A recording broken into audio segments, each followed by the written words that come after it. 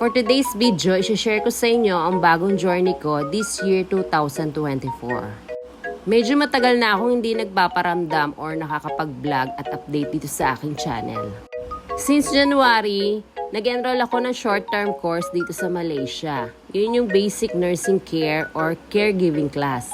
Sa mga OFW dito sa Malaysia, baka gusto nyo pumasok at mag-take ng online class or yung actual class, i-try nyo mag-enroll dito sa NCMA, Training Skills and Development sa Nyabrahad.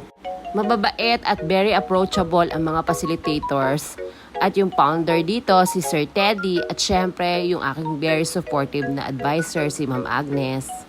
Kaya sa mga interested at yung gustong matuto ng pagiging caregiver, i-try nyo dito sa pinasukan ko. Mas maganda rin syempre talaga na pag-aralan natin ang mga proper procedure at protocol ng pagiging caregiver.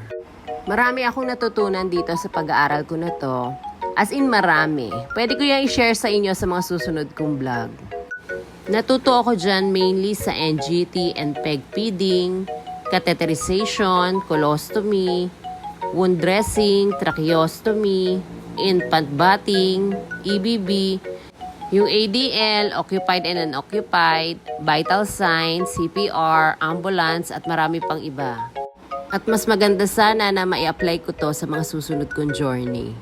Sa awa ng Diyos, nakagraduate ako sa course na yan, at yun nga ang susunod kong ite-take ay yung TESDA NC2.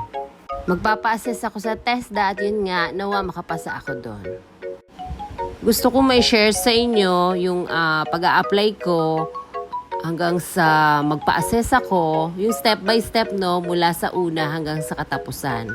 For me, it's never too old to set a new goal or to dream a new dream. At syempre, samahan natin ang pagdarasal kay Lord. Kaya guys, see you on my next vlog at update dito sa aking channel.